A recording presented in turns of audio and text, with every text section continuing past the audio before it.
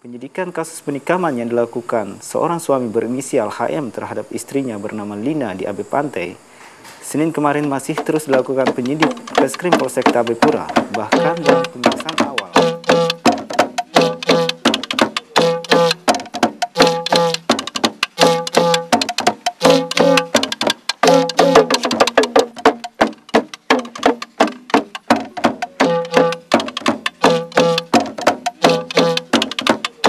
Apa yang mereka lakukan terhadap kami sangat tidak manusiawi.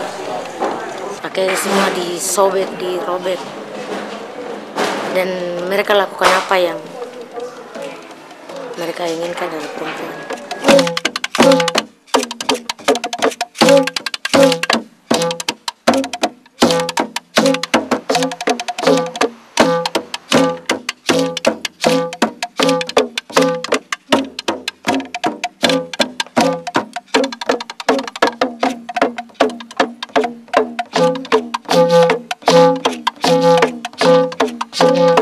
Kita bicara tentang perempuan yang dipukul.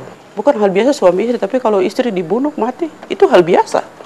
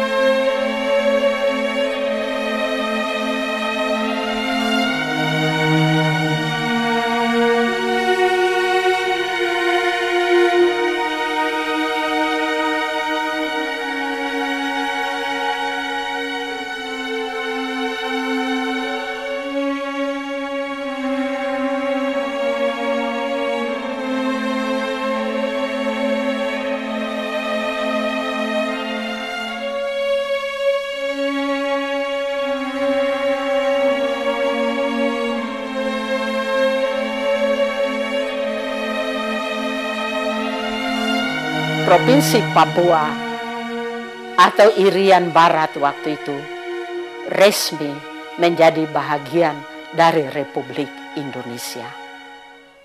Kami sadar itu. Presiden Soekarno sendiri waktu itu katakan, saya berjuang untuk mengembalikan saudara kandung saya, orang Papua yang selama ini dilupakan.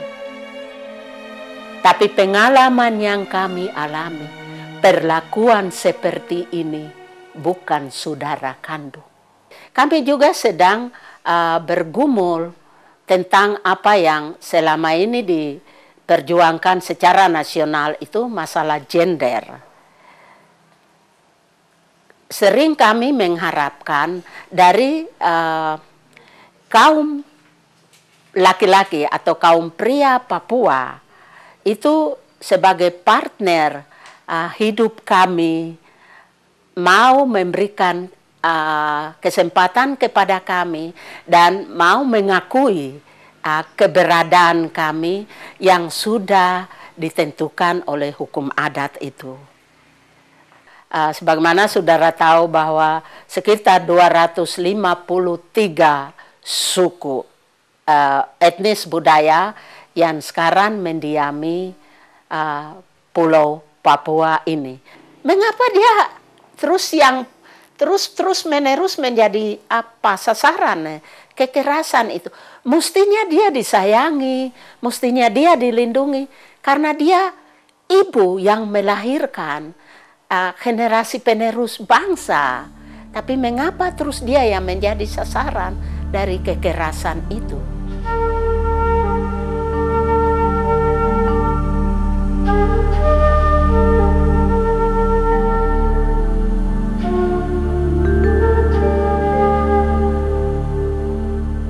Sebetulnya memprihatinkan juga. Ini sekarang masalahnya kita bicara tentang perempuan yang dipukul. Ini bagaimana? Dampak dari itu kan anak-anak juga ikut merasakan. Dampak dari itu juga ada kerugian juga di keluarga. Nah, ada orang beranggapan bahwa itu hal biasa suami istri.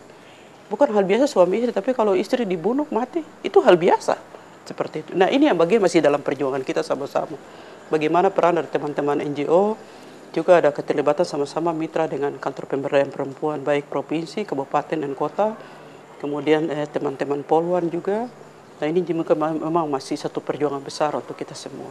Hampir kalau ikuti tiap hari, pemicunya tetap hubungan dengan minuman keras.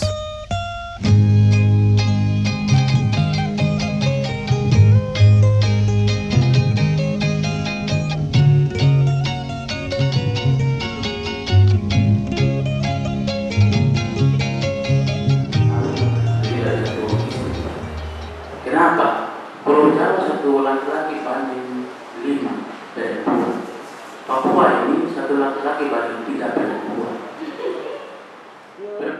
Kalau masyarakat itu biasanya melihat perempuan itu sebagai orang nomor 2, dia tidak kuat, sehingga sering juga terjadi pelanggaran, kekerasan yang dilakukan terhadap perempuan itu. Kemudian kekerasan dalam rumah tangga, suami istri. Perempuan kan dianggap lemah, dan yang berkuasa adalah suami. Di dalam rumah tangga itu mereka selalu berusaha untuk melayani suami, anak-anak, melakukan pekerjaan yang baik dalam keluarga. Tetapi selalu dipersalahkan. Itu kekerasan. Kemudian suami dia punya simpanan. Gaji apa semua dihabiskan. Dan dia atur untuk istri kedua, simpanan, ketiga, berapa, tidak tahu.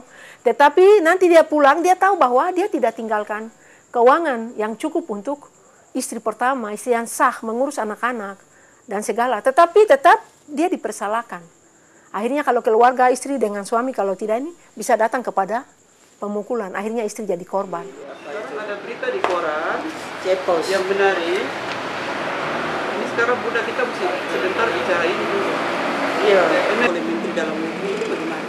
Maksudnya bagaimana? Kita mesti menyatakan sikap, tahu bagaimana?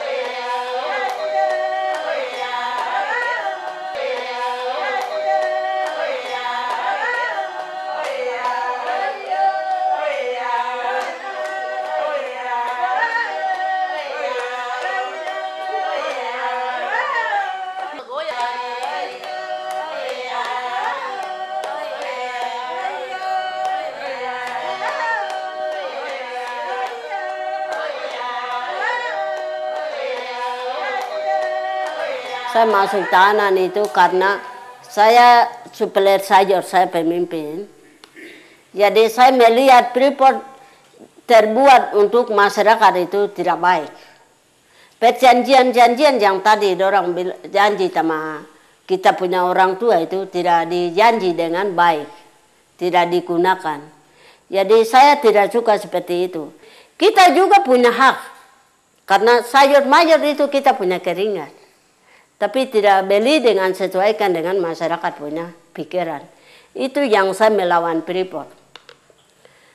Masalah tanah-tanah yang kami lihat kota besar ini, mereka masuk dengan punya masyarakat itu hanya todong dengan senjata, bikin takut mereka. Mereka mau bicara kah tidak? Mereka takut. Todong juga langsung todong dengan tewas. Waktu masuk pertama janji sama orang tua kita, nanti kau makan, saya punya anak duduk di kursi, nanti kau punya anak juga duduk bersama dengan kursi. Saya punya anak makan roti, kau punya anak juga begitu. Itu kan janji. Jadi, iya, Januari negeri Kak. Ya, buktinya? Buktinya itu tidak ada. Hal itu, janji itu hanya bukti itu, kasih makan kita senjata, kasih masuk tanah, bilang ini saya punya tanah, ini saya punya gunung. Begitu langsung todong dengan senjata. Saya masuk 86, 87, 88 kan saya masuk tanah. Gara-gara tanah ini orang punya tanah. Kebun ini orang punya kebun. Begitu langsung mereka kasih masuk saya tanah. Ya, saya terima saja. Tapi nyawa saya tidak boleh untuk Tuhan selamatkan saya banyak.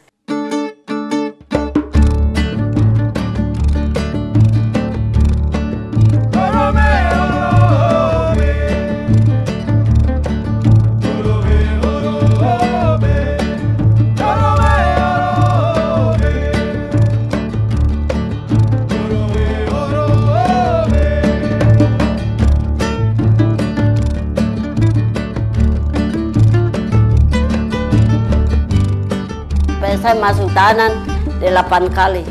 Ke 9 kali itu yang saya masuk langsung di kontainer. Di dalam kontainer kita 15 orang, tapi 15 orang itu 5 orang hilang dengan kontainer. Tidak ada kembali sampai sekarang. Kasih masuk lempar begini, di sini kan air WC. Jadi air tergenang sampai di sini. Kamar kan 2 kamar seperti ini dan ini. Jadi lempar tenggelam di air WC di situ. Jadi kami tinggal di dalam seperti kurungan kontainer.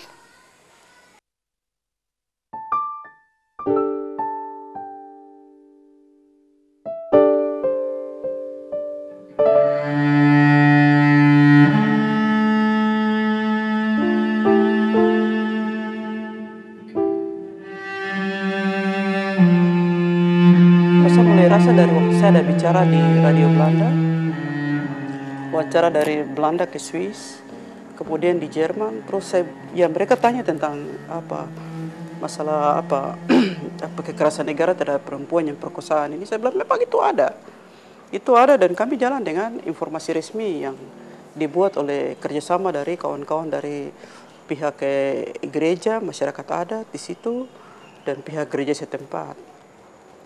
Tapi ini jangan dianggap remeh seperti ini. Nah itu yang, ya saya rasa mungkin saya ada bicara sedikit keras kah bagaimana dan orang mendengar, di sini kan orang mendengar siaran radio Bahasa Indonesia.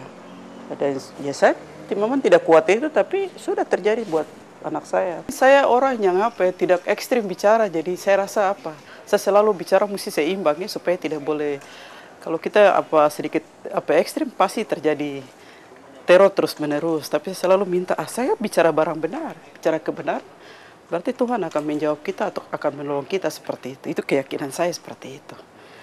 Nah terus waktu itu hampir setiap malam ada seorang yang namanya Tabuni, dia bilang dia dari pedalaman, tapi kalau dia cara bicara, saya bilang kau bukan orang Papua, dari cara bicaramu saya bisa kenal. Saya bilang begitu. Sudah lama-lama beberapa kali dia tidak pernah komunikasi lagi. Terus ada satu yang lompat di belakang rumah. Di mana, Mas? Bisa tunjukkan nama di mana? Dia lompat dari sebelah sana, dari tempat di belakang. Waktu itu belum ada belum ada tembok.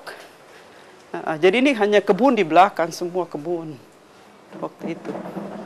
Nah, jadi dia lompat dari rumah sana ke situ. Terus ada tetangga yang ronda malam dapat lihat, ada orang lompat di belakang itu. Waktu saya masih belum pulang, saya masih di Eropa. Terus sudah datang, mereka tolong, sudah. Wah, ini hanya jalan-jalan, kalau jalan-jalan kenapa harus dari belakang situ?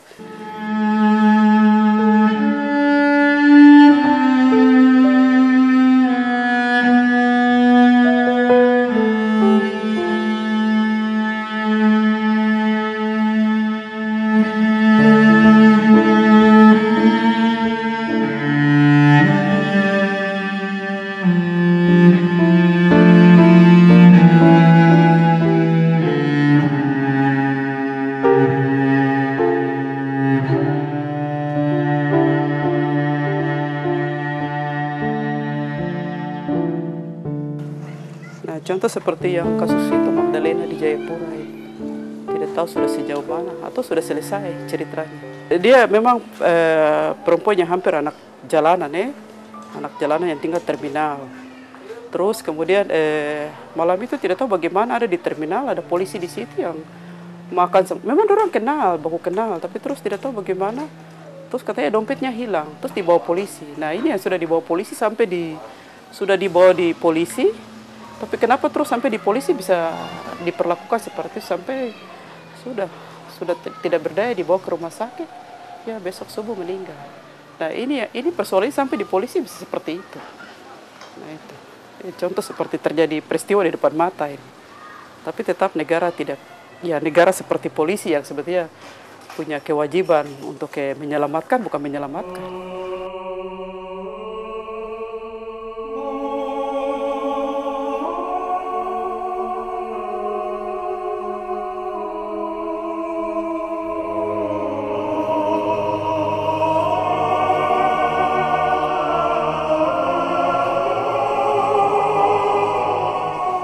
Saya melihat bahwa terlalu bagus bahwa mereka membangun suatu kebersamaan yang baik sekali untuk berjuang bersama untuk untuk mengurangi atau memberantas kekerasan terhadap kaum perempuan ini. Itu yang saya melihat bahwa akhir-akhir ini NGO yang ada maupun organisasi wanita yang ada, baik itu organisasi gereja, pemerintah, maupun dalam masyarakat sampai wanita adat pun. Semua sekarang bangkit untuk memerangi kekerasan terhadap kaum perempuan ini. Sebab menurut kami kalau kaum perempuan ini dia tinggal terus dalam kekerasan yang ada, dia tidak diberikan kesempatan yang seluas-luasnya, tidak diberikan kebebasan seluas-luasnya sesuai dengan hak asasi dia untuk berperan aktif dalam pembangunan yang ada. Dapat hadir di sini untuk melaksanakan ibadah bersama kami keluarga dan ibu-ibu. Kami dari Solidaritas Perempuan Papua Cinta Keadilan Kedamaian Kabupaten Biak Numfor Supiori, itu program kami tiap minggu itu kami turun ke kampung-kampung. Jadi ada tim layanan ke kampung-kampung itu kami biasanya turun untuk melayani, terutama yang kami utamakan dalam program kami adalah para korban. Kami adakan pelayanan masyarakat ya atau CBCC ya, CBCC. Tetapi di samping itu kepada korban-korban yang kami sudah jadwalkan untuk mendapat pelayanan khusus itu lewat ibadah. Jadi biasanya kami ibadah dulu, setelah ibadah baru kami masuk di dalam diskusi. Saya tuan Pak bisa salawos. Salawos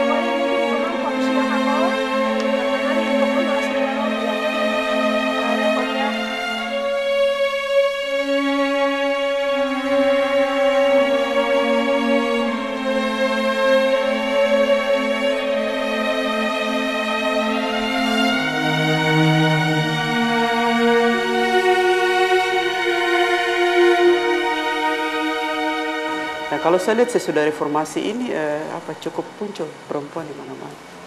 Kalau lihat dari peran gereja masing-masing ya, ada perhatian besar. Salah satu tempat center di bawah di punya GKI Kalau yang punya Katolik ada di daerah pedalaman. Nah ini sulit ya, daerahnya jauh, tapi sekolahnya sangat bagus yang bisa memberdayakan perempuan dari tingkat kampung. Bagaimana bisa memberdayakan diri.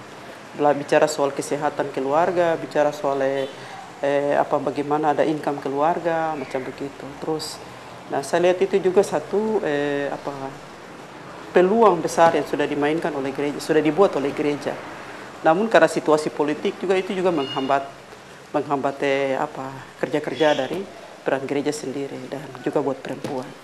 Tapi tetap ada jalan untuk perempuan. Kalau saya sendiri di kalangan ini di perbatasan 10 tahun.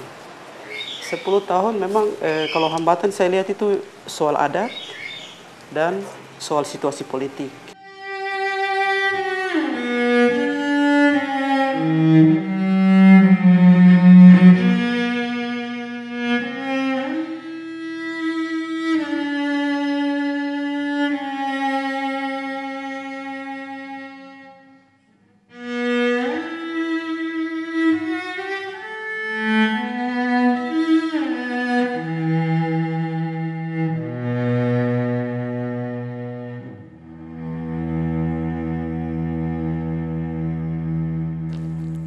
Saya melihat masalah kepercayaan perempuan ini, orang Papua, non Papua dan Papua, tidak dilihat seperti perempuan itu seorang ibu yang dilahirkan manusia.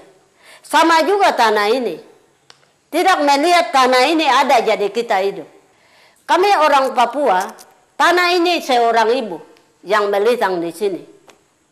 Tapi sekarang tanah ini dijual dan harga diri kita perempuan juga dijual. Kita segala-gala yang ciptakan manusia dan ciptakan alam dan semua itu karena ada ibu yang melintang ini.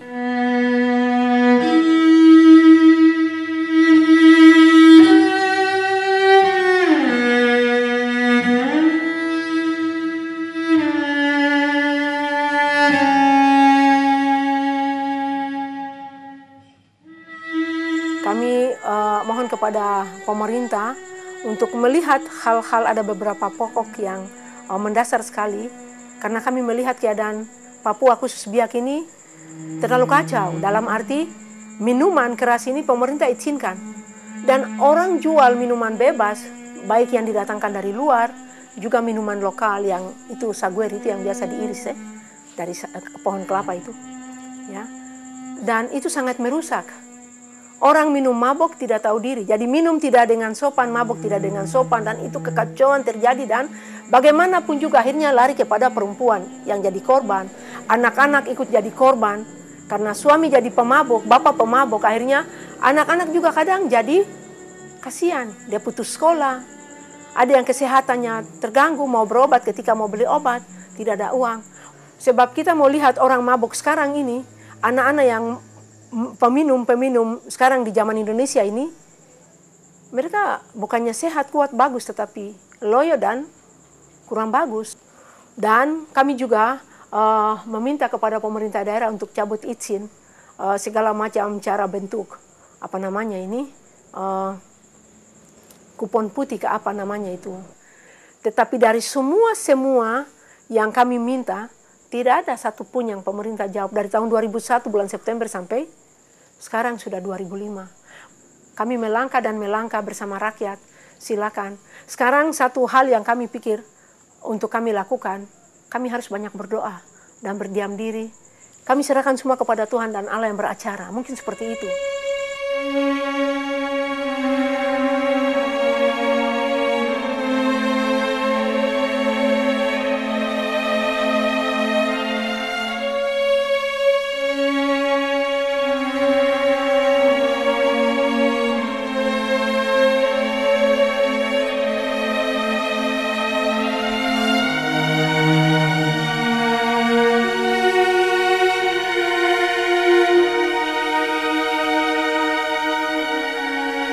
Masa reformasi itu baru lahir tahun 1998 itu, sehingga memberikan kesempatan untuk kami juga berjuang.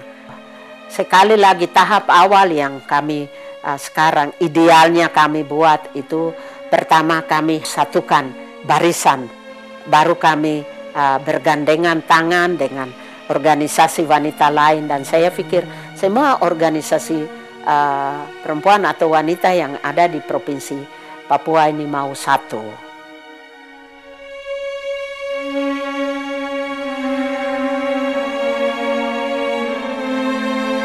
Banyak yang kami dengar bahwa kenapa kamu orang perempuan juga ikut kesempatan otonomi, kamu perempuan dapat kesempatan. Tetapi saya pikir tidak ada perubahan, tetap sama. Lalu bicara tentang keuangan, mereka bilang, wah ini otonomi khusus ini orang Papua mandi-mandi uang. Tetapi yang mandi uangnya siapa, nikmati uangnya siapa? Tanya di babe-babe dorang. Biasa mereka masyarakat tanya, ibu, yang dorang bilang otonomi khusus itu apa? Saya bilang, ya otonomi khusus itu mungkin dia binatang besar kah? Binatang yang seperti apakah? Saya juga tidak kenal, saya tidak tahu karena saya juga tidak tahu apa itu otonomi. Itu manajemennya kalau menurut saya, mungkin itu yang tidak betul. Manajemennya kalau betul dan kerja berdasarkan takut akan Tuhan, ya manajemennya pasti bagus dan orang Papua dia bisa nikmati haknya.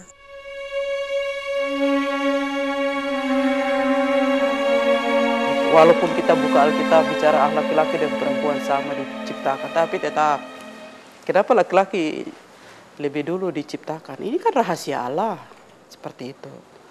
Tapi terus laki-laki tetap dia mempersalahkan perempuan. Tapi kan kok yang sudah pergi ditipu oleh ular terus makan itu buah yang sudah dilarang itu. Nah buat saya kalau kita ilustrasikan dia dengan refleksi sedikit hari-hari. Sebetulnya laki-laki kok sudah dapat aturan-aturan itu dari Allah, tapi kok tidak sosialisasi itu. Itu kenyataan sampai hari ini. Apapun yang dipegang, itu semua kebijakan, semua laki-laki yang pegang itu. Semua kebijakan. Tapi dia tidak sosialisasi itu kepada masyarakat perempuan. Termasuk di kebijakan adat pun begitu. Nah itu. Nah sebetulnya rahasia-rahasia ini itu sebetulnya bagian dari bagaimana untuk kita menjaga harmonis itu sama lain. Kalau tidak, laki-laki tetap tipu perempuan terus.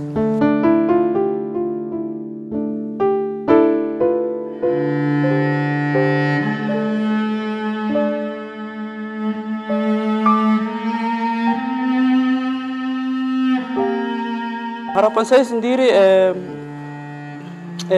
harus ada kerjasama dari kedua pihak, laki-laki dan perempuan. Sehebat apapun,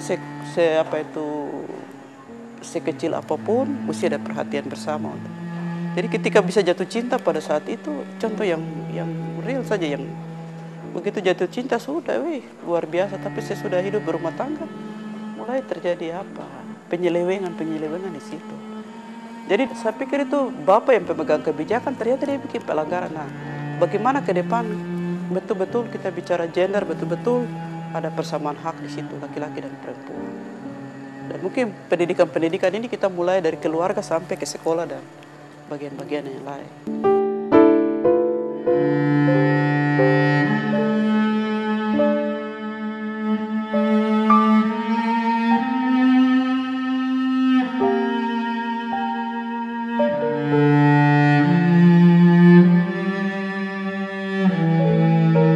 Harapan mama itu harus, pikiran saya harus, saya punya anak-anak kanti seperti saya, supaya ringan sekali untuk sesuatu dosa Indonesia, dosa Papua harus bicara seperti terang-terang, jangan sembunyi, jangan dengan senjata atau dengan segala-gala, itu saya tidak mau. Dan kedua, harus selesaikan masalah-masalah ini baru saya meninggal boleh, supaya saya juga bawa kabar sama Tuhan. Papua dan Indonesia sudah baik-baik, sudah hidup dengan baik, bebas dengan baik, kekal dengan baik. Saya bawa ini hadiahnya saya sama Tuhan boleh.